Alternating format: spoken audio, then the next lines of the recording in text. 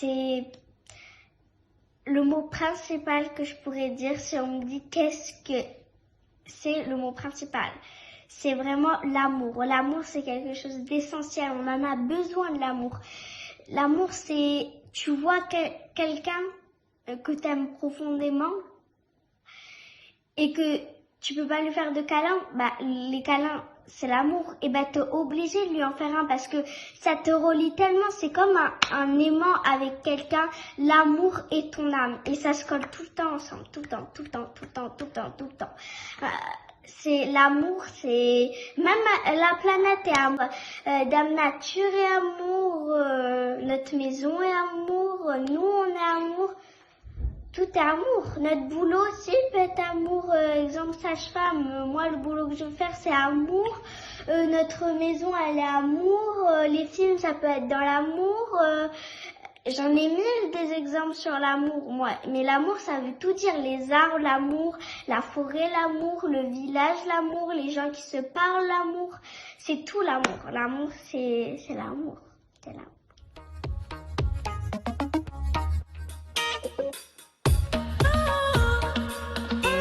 Bonjour les amis, je suis Pascal Trifingui, on est à Rio de Janeiro au Brésil et aujourd'hui on va parler de deux choses. On va parler de la pédocriminalité, des modes de transmission. Est-ce que la pédocriminalité c'est génétique? Est-ce que c'est transmis? Est-ce que c'est acquis? C'est ce qu'on va voir. Et en attendant, on va faire un petit cours très simple sur la synarchie et la tyrannie. Vous allez comprendre pourquoi on se retrouve à l'heure actuelle avec plus les gens sont près du pouvoir, plus ils sont cannibales, c'est-à-dire que c'est des darwinistes sociaux, c'est-à-dire qu'ils aiment bouffer autrui, au propre comme au figuré. Pourquoi ils sont pédocriminels, c'est-à-dire qu'ils ont tué leur enfant intérieur en commettant les pires atrocités au nom du matérialisme et donc ils vont aller agresser des enfants à l'extérieur parce que leur enfant intérieur est lui-même agressé. Et pourquoi ce sont des ritualistes, des toqués en réalité, parce que c'est des gens qui ont des troubles obsessionnels du comportement. C'est quand même être malade que vouloir avoir 500 000 milliards d'avoirs et de vouloir guider la génétique et maîtriser à soi-même tout seul le nombre d'êtres humains. Voilà, c'est quand même d'un point de vue psychiatrique, on est dans du W, c'est-à-dire quelqu'un qui se croit si j'étais présidente avec moi, tout serait bien ordonné dans le détail. C'est pour ça que j'ai demandé à mon mari de tuer Kohl et Mitterrand parce que je me voyais bien présidente, mais là, si j'ai eu des enfants, je devais rester m'occuper de ma famille.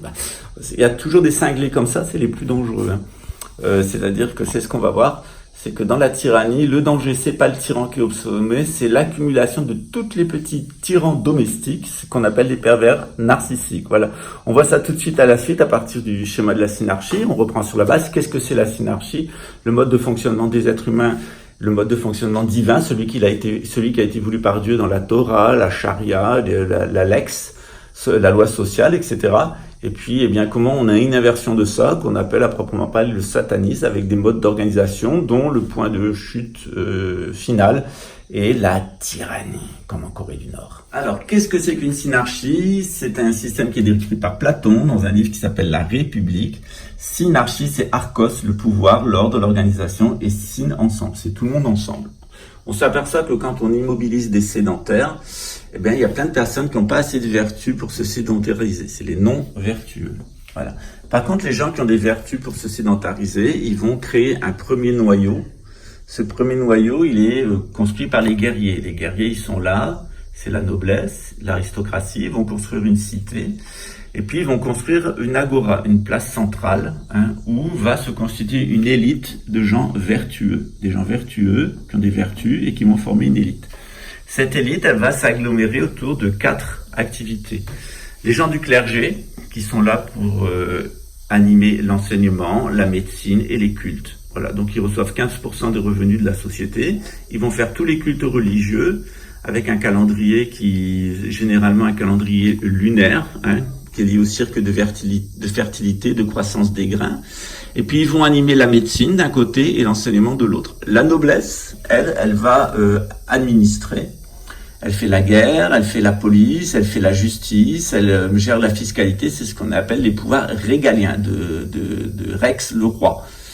Ensuite, il y a les producteurs, c'est ceux qui vont fabriquer des légumes, ceux qui vont fabriquer des objets artisanaux. Et puis ensuite, il y a les gens qui viennent de l'extérieur, qui sont pas assez vertueux pour être des hommes libres, mais qui vont être des employés, des serviles. Et puis petit à petit, généralement ça dure pas plus de 7 ans, ils sont capables de se mettre à leur compte ou de rentrer dans une des castes. Les non-vertueux sont à l'extérieur. Puis quand on va tout à fait au centre de la cité, on a les gens les plus vertueux possibles. C'est ce qu'on appelle l'élite. Voilà. Ça, c'est le système de la synarchie. Comme je vous l'ai expliqué, il y a 3 castes, mis à part les serviles, on a 3 castes qui sont le clergé, la noblesse et la production. Ces 3 castes, elles existent dans le système moderne, le système des 7 tours du diable. C'est-à-dire que le pays, les peuples, les institutions, qui sont un peu le servilat, normalement c'est au service de tout le monde, eh bien on a normalement le clergé qui incarne la sagesse, on a la noblesse qui incarne la force, et on a les producteurs qui incarnent l'harmonie. Souvent, on aime bien la démocratie parce qu'il y a une certaine harmonie. On aime bien l'oligarchie parce qu'elle est puissante. Et puis, on aime bien la timocratie, comme en Iran, par exemple, parce que ces ayatollahs, ils incarnent une certaine sagesse. Tout ça, c'est falsifié dans le monde moderne parce que dans le monde moderne, les producteurs qui devraient gérer de l'harmonie, c'est ce qu'on appelle les banksters. Et les banksters, normalement, les gens qui produisent, ils doivent amener de l'ordre, en fabriquant des choses qui sont harmonieuses. Mais à l'heure actuelle, au contraire, on fabrique de la super-consommation, on désorganise la planète, on désorganise les sociétés au profit de la dette, au profit des banksters. Pareil au niveau médical. Normalement, au niveau médical, c'est la sagesse qui doit être là, puis la religion doit éclairer. Actuellement, c'est Big Pharma. Big Pharma, avec sa science, nous donne un mauvais éclairage sur la santé, puis elle va nous égarer dans des pratiques de santé qui sont lucratives pour elle et qui exterminent les gens. Pour la noblesse, c'est pareil. Normalement, la noblesse, elle incarne la force. Et à l'heure actuelle, elle a été donc cette force qui permet de détruire et de construire, traditionnellement. Sauf que là, le lobby militaro-industriel, il détruit tout ce qui est traditionnel et il construit le nouvel ordre mondial, c'est-à-dire cette société tyrannique. Cette société tyrannique, elle a une particularité, c'est qu'il y a un tyran au sommet, mais qui souvent n'a pas tant de pouvoir. Et ce tyran au sommet, il fonctionne parce que dans chaque famille, il y a un pervers narcissique. Alors, qu'est-ce que c'est qu'un pervers narcissique? D'abord, pervers narcissique, c'est formé de 2 mots. Perversion, c'est-à-dire que c'est quelqu'un qui tombe sur le côté, il n'est pas dans un chemin droit, il va dans un chemin latéral, il verse sur le côté, il devient tordu, il se renverse physiquement. Narcissique, on devrait dire égocentrique. Pourquoi? Parce que Narcisse, en fait, c'était le fils d'un dieu et d'un fleuve. Et il était très beau. Et on lui avait dit que tant qu'il ne contemplerait pas sa beauté, il vivrait très vieux. Or, un jour, Narcisse va se voir dans le fleuve, et puis il va se trouver très beau, il va être tombé amoureux de son reflet, qu'il va contempler en permanence, et puis il va se jeter à l'intérieur de l'eau et mourir, mais comme les dieux ont pitié de lui, il va renaître sous la forme d'une très belle plante qui est le narcisse, qui est une très belle plante qui annonce au printemps l'arrivée de la lumière et puis qui revient à l'automne pour la descente de la lumière. Très belle plante du printemps et de l'automne qui est le narcisse. Donc on devrait dire plutôt pervers égocentrique parce que Narcisse, il est le symbole de l'initiation et il est particulier le symbole de Vénus et de Mercure, c'est-à-dire de l'arrivée de la lumière le matin. Vénus du matin, c'est Lucifer, et de l'arrivée de la nuit, la lumière du soir, et c'est Hespère ou Vespère. Et plutôt Hespère, et avec Mercure du soir qui a un côté psychopompe. Donc chez Narcisse, on a un double côté. À la fois, le narcissique, c'est quelqu'un qui a toujours une certaine lumière, il y a une certaine lumière qui émane de lui, mais à la fois il est psychopompe, c'est-à-dire qu'il va vous amener vers vos propres enfers intérieurs. Le pervers narcissique, c'est quelqu'un qui va vous séduire. On n'a vécu une vie parfaite. Je suis tellement hypocrite. Avec ce sourire qui vous fait croire à la réussite sociale, à la notabilité, à la famille accomplie, etc. Mais de l'autre côté, et à l'envers du décor, c'est une carrière complètement infernale qui est incarnée dans la Kabbale par Lilith. C'est la femme mauvaise, satanique, qui est en contact avec le mal et les négativités et qui peut amener que dans le souterrain, le destructrice. Donc on a une apparence, c'est comme l'or de fausse, on a une apparence comme une pomme. On a une apparence qui paraît ordonnée, sensée, etc. Mais à l'intérieur, tout est complètement pourri par l'égocentrisme et la morbidité. Et lorsqu'on a travaillé ici avec le groupe de psychologues, on est un groupe de personnes qui interviennent dans le domaine psychologique, on s'intéresse à la plupart des personnes qui sont du parcours des personnes qui sont sur notre éco-projet, et puis on analyse beaucoup les comportements des personnes qui nous ont nui. Et en faisant une enquête un peu plus approfondie sur pourquoi une femme est folle, pourquoi son mari, qui est un sadique, un pervers, qui abusait de sa fille, elle l'utilise comme un pantin, le faisant chanter par rapport aux abus sexuels de sa fille, on s'est aperçu qu'en réalité, elle-même avait été victime des abus sexuels de son père. Donc ça nous a été confirmé par une source que je citerai pas. Et généralement, ce qu'on s'aperçoit, c'est que les femmes qui ont été abusées par leur père, et qu'ils soit l'ont complètement refoulé au sens psychanalytique, c'est-à-dire qu'ils n'en parlent pas, elles vont épouser des maris qui vont abuser de leur propre fille. Et on a des générations d'abuseurs sexuels. Et c'est le cas chez les Édomites, c'est-à-dire cette pourriture hypocrite, toute cette hypocrisie sociale qui nous permet de passer de la timocratie à l'oligarchie, à la démocratie, actuellement à la tyrannie. Toute cette hypocrisie, elle est basée sur un champ de pourriture morale. C'est des gens qui sont de véritables pourritures. Et ces pourritures-là, ils sont pourris parce qu'ils ont été rendus pervers. Ils ont été rendus pervers, par exemple, ils ont été rendus pervers pourquoi? Par exemple, normalement, un père, il donne la vie à ses enfants et il accompagne ses filles et ses fils à la vie, à s'épanouir et à nouveau porter du fruit. Quand le père n'est pas dans ce processus d'accompagnement, quand il vient avoir des rapports sexuels avec ses enfants, il est complètement narcissique, c'est-à-dire qu'il baisse son propre reflet, les enfants sont les reflets des parents, il vient reféconder avec des négativités son propre reflet. Et donc c'est un parcours infernal, c'est un parcours satanique, et généralement il va avoir plusieurs conséquences. Et on a eu plusieurs étudiants d'ailleurs qui se sont confiés dans notre projet et dans les cours par rapport à ça. On a été confrontés à la pédocriminalité, qui est une forme de satanisme. C'est-à-dire, c'est quand le père est tellement égocentrique, tellement imbu de lui-même, qu'il va aller féconder ses enfants avec ses propres négativités. Et il y a des mères dont l'enfant est en réalité leur sœur. Et l'abuseur sexuel va même aller abuser sa petite fille. Donc, s'il y a une prise de conscience à un moment dans les maillons, il va avoir une réaction de libération. Ce qu'on sait en génétique, c'est que c'est lié au gène XQ28. C'est-à-dire que les gens qui ont un défaut sur le gène XQ28, par exemple, il y a deux possibilités. La principale caractéristique chez les primates qui ont une mutation du gène XQ28, c'est qu'ils deviennent homosexuels. Donc s'ils deviennent homosexuels, par définition, qu'est-ce qui va se passer?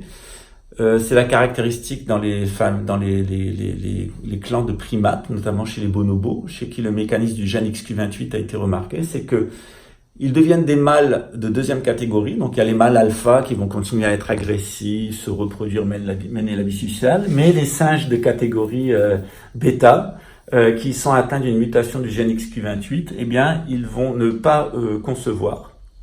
Mais ils vont s'occuper des personnes âgées, ils vont abaisser les tensions sociales, ils vont subir la violence des mâles alpha, mais ils créent un abaissement des tensions et ils vont aussi protéger les jeunes des abus sexuels des mâles dominants.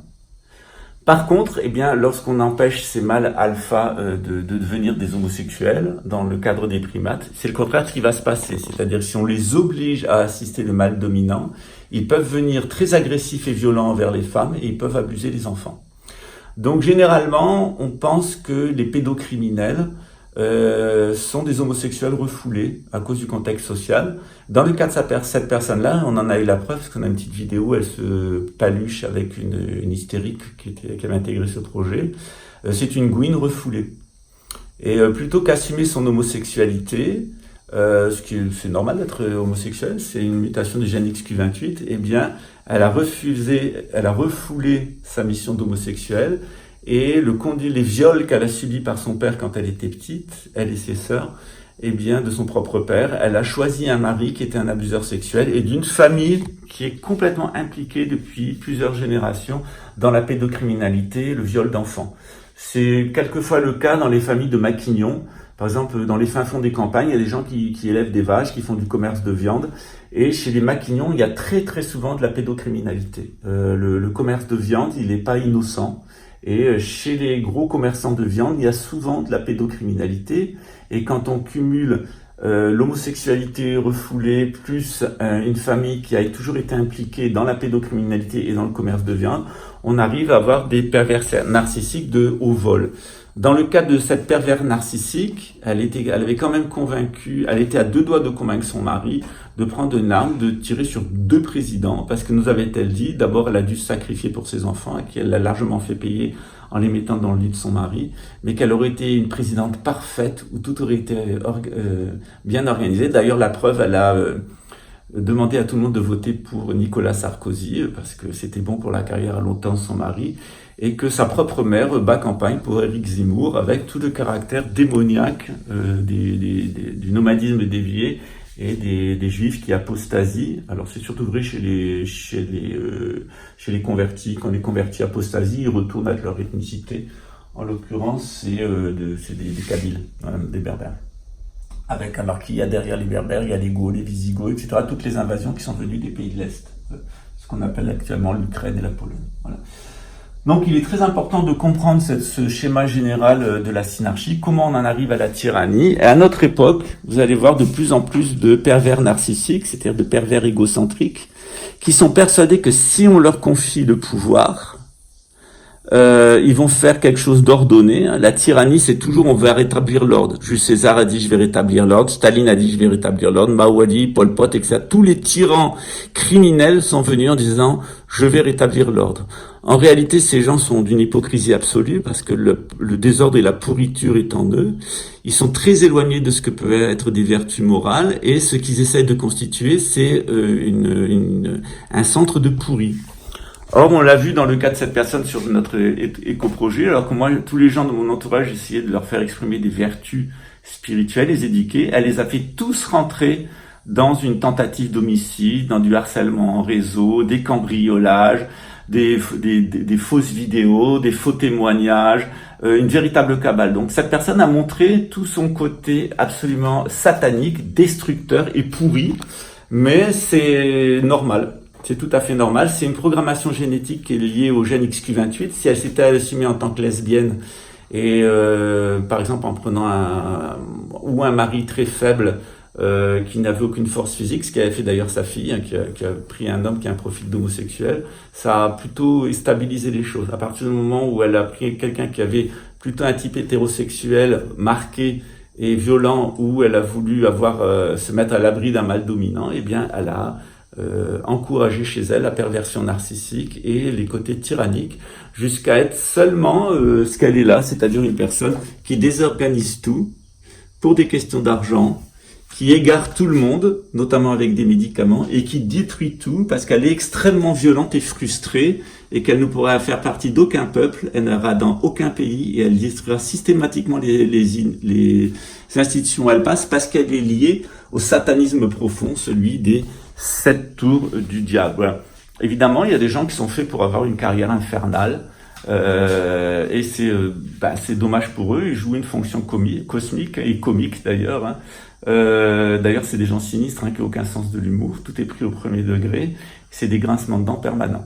Si vous êtes gay, si vous avez une mutation du gène XQ28, assumez-le. Vous serez heureux comme ça. Si vous ne l'assumez pas, vous irez vers une carrière infernale. Et ce qui est marrant, c'est exactement le contraire de ce que nous disent les timocrates. Les timocrates, c'est-à-dire qu'il y a des gens, au lieu de la morale, veulent vous imposer des vertus qui vont vous faire sortir de votre rôle cosmique, eh bien, ils veulent faire de vous des pervers au service du système. Or, on peut très bien s'épanouir dans l'homosexualité, on peut avoir une relation très belle avec Dieu. Ça a été le cas d'ailleurs de pas mal de grands mystiques, comme Ibn Arabi d'ailleurs, qui est un des plus grands saints de l'islam et qui était aussi homosexuel. Voilà. Sur ce, j'espère que vous avez tout compris. Et puis, j'espère que les personnes qui ont fait du mal à autrui, ils ont toujours un moment où ils peuvent prendre conscience. Et quand on a fait du mal à autrui et qu'on en prend conscience, le mieux c'est d'aller se livrer soi-même à la police et confesser tout ce qu'on a fait avant de se retrouver en prison. Voilà. Ciao. Alors évidemment, pour en finir, eh bien, c'est qu'il faut le comprendre avec les satanistes en général, c'est qu'ils souhaitent imposer à autrui le châtiment que eux-mêmes méritent. Si vous lisez avec attention la Bible, et vous verrez que Satan, ce qu'il souhaite, bien d'abord, il ne se prosterne pas devant l'humanité, ce qui est quand même normal, puisque l'homme est au sommet de la création. Et Satan veut détruire l'humanité en pensant qu'elle va introduire le désordre partout. Mais en réalité, celui qui manque d'humanité, c'est Satan lui-même, et celui qui doit être détruit, c'est Satan lui-même. Et c'est ce qui arrive toujours pour les personnes qui sont dans une carrière satanique, c'est-à-dire qu'ils s'en sortent toujours en voulant imposer à autrui ce qu'eux-mêmes méritent.